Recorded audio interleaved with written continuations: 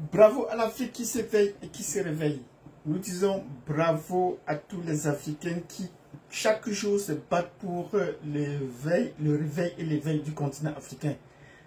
Si c'est la première fois que nous rencontrer, sachez que sur cette chaîne, nous parlons de géopolitique et de géostratégie. Bref, nous parlons de géographie et l'histoire des relations internationales. Voilà, c'est l'objet de cette chaîne.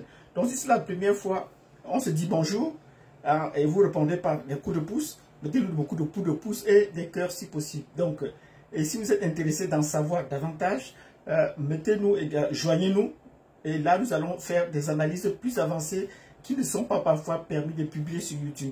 Donc, mettez-nous des pouces, abonnez-vous pour ceux qui ne sont pas abonnés, cliquez sur la cloche de notification. Et si vous êtes déjà abonné, bon, dans ce cas, vous avez à partager la vidéo. Nous allons faire le tour de l'actualité, comme nous sommes en début de week-end. Et nous souhaitons un excellent week-end à tous ceux qui vont en week-end. Et aujourd'hui, nous allons donc parcourir certains points de l'actualité et nous focaliser sur un point comme d'habitude. Et cette fois-ci, ce serait sur l'Afrique centrale. Oui, il y a de très bonnes nouvelles qui viennent de l'Afrique centrale. Et si vous voulez en savoir davantage, suivez cette vidéo jusqu'au bout. Et nous allons partager avec vous les bonnes nouvelles qui viennent de l'Afrique centrale. Pas seulement de l'Afrique centrale, en Afrique de l'Ouest, il y a également de très bonnes choses. Et nous allons partager également ce qui se passe au Mali, ce qui a animé l'actualité au courant de cette semaine. Donc, si vous avez fait ce que nous vous avons demandé au départ, c'est-à-dire mettre des pouces, vous abonner et partager cette vidéo et cliquer sur la cloche de notification, nous entrons dans le vif du sujet. Qu'est-ce qui a animé l'actualité en Afrique de l'Ouest, puisque c'est ça la récurrence, c'est particulièrement au Mali. Et ce qui a animé l'actualité, c'était le départ de la MINUSMA de la ville de Kidal. Oui, la bataille, nous avons annoncé au courant de la semaine, la bataille de Kidal a commencé. Et elle ne vient qu'à peine de s'achever, mais déjà on constate beaucoup de scandales, oui.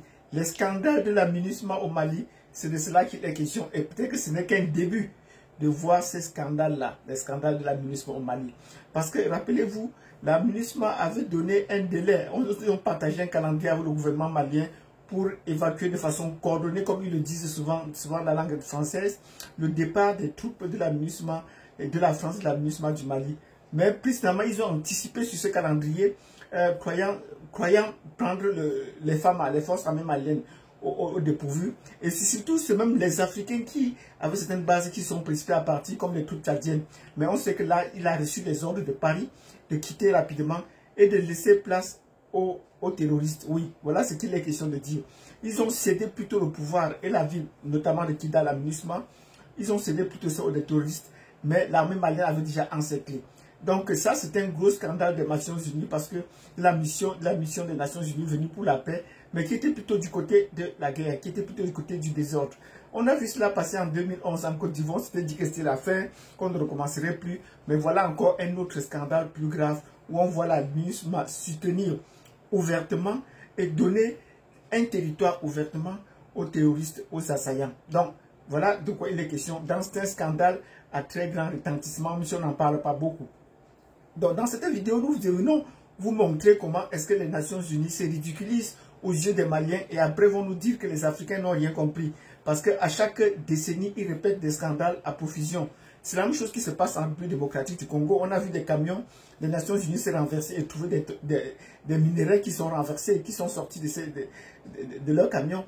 Donc, partout, ils commettent des scandales pareils. Mais on peut comprendre parfois qu'ils le font cela parce que s'ils se laissent sous l'armée gouvernementale, ils pourraient être fouillés et ne pas amener tout ce qu'ils ont, pu puiser ou tout ce qu'ils ont pu voler pour survivre dans cette région.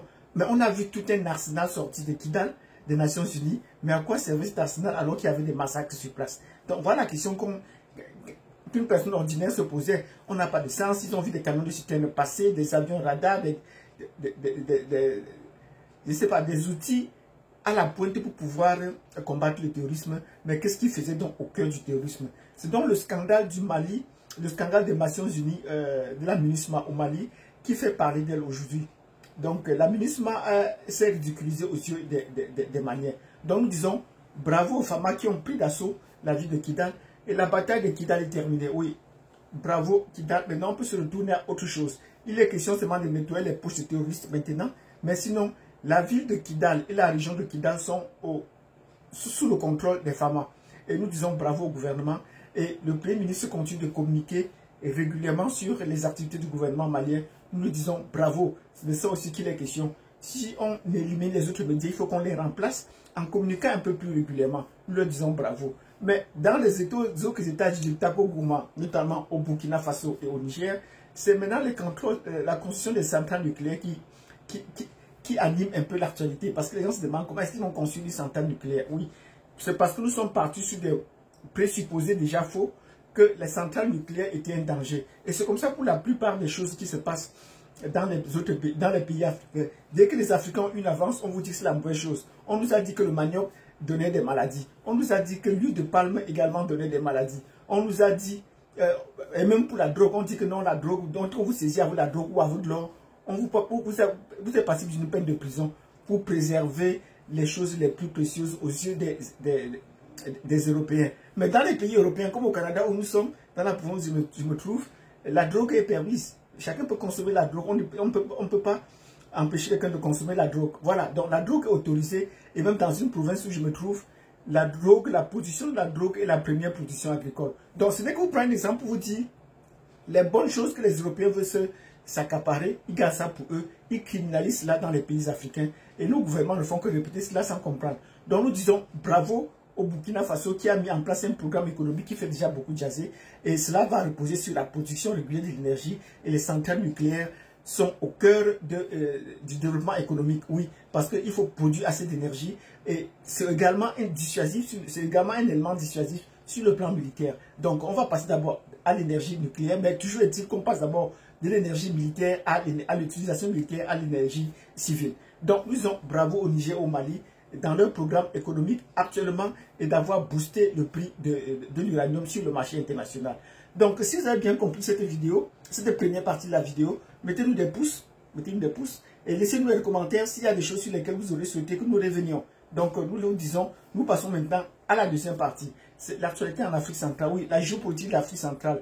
Bravo, parce qu'en Afrique centrale, il y a de très bonnes nouvelles, très bonnes nouvelles. Et nous sommes très réjouissants. Nous nous réjouissons quand nous partageons cette nouvelle-là. Parce qu'en Afrique centrale, ce n'est pas seulement le cas du Gabon où le président Oligui est en train de changer les choses sur le plan intérieur. Il est en train de polir l'image du Gabon, qui n'est plus seulement un pays comme un bastion, un département de la France-Afrique, mais qui est en train de se positionner sur ses propres relations internationales en organisant les visites de part et d'autre pour renouer les liens ou pour reconstruire ce que le Gabon a de plus utile, notamment sur le plan de la production agricole qui faisait défaut depuis longtemps. Mais nous attendons encore un peu plus. Donc en restructurant le gouvernement à l'interne, il veut faire les choses d'une autre façon. Nous le disons bravo pour cela, c'est très intéressant. Mais la chose la plus importante, l'actualité la plus importante au courant de cette semaine a été la visite de Obiang Nguema en Russie, où il a rencontré le président Poutine, où ils ont fait une conférence de presse ensemble. Nous disons bravo au président Obiang Nguema. Et il a annoncé beaucoup de bonnes choses. Quelles sont ces bonnes nouvelles qu'il a annoncées? Le président, pour vous rappeler un peu le contexte, le président Obiang Nguema est à couteau tiré avec la France depuis plusieurs années. Mais ça a pris une tournure ces derniers temps. Il était question de saisir tous les biens. Quand ils ont saisi tous les biens, ils ont vendu qui n'ont pas rétrocédé, disant que c'est des biens mal acquis. Et le président gabonais est sorti, le président équato-guinéen est sorti et a dit qu'il devait porter plainte contre la France. Donc voilà le contexte dans lequel on se trouve. Donc pour porter plainte contre la France, on sait que ça ne pourra pas aboutir.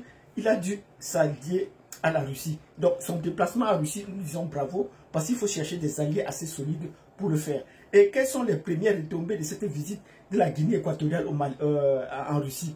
La première retombée, c'est que la Russie va désormais construire une ambassade en Guinée équatoriale à Malabo. Nous lui disons bravo. Donc là, c'est un partenariat gagnant-gagnant. La présence de la Russie dans un petit pays comme la Guinée équatoriale a une position géostratégique que je vous ai déjà annoncé précédemment, était également un objectif de la Russie, c'est-à-dire un positionnement géostratégique en Afrique. Donc là-bas, pour la première fois, en Guinée équatoriale, je vous ai dit, quand ils sont installés à l'intérieur du continent, en République centrafricaine, ça c'est un positionnement géostratégique, mais très limité, parce que l'accès à la mer était très difficile. Donc en se positionnant au niveau de la Guinée équatoriale, elle va désormais contrôler le fond du golfe de Guinée. Donc ça c'est déjà un premier coup, dans un partenariat gagnant-gagnant de part et d'autre. Donc ils ne vont pas seulement s'allier pour avoir un appui solide pour reconquérir son autorité auprès de la France, mais il sera question également de se positionner. Donc les navires de la Russie peuvent également mouiller dans les eaux au fond du golfe de Guinée, contre le fond du golfe de Guinée. Donc la France nous annonce des séminaires militaires qui n'ont jamais abouti et qui n'aboutissent jamais à rien.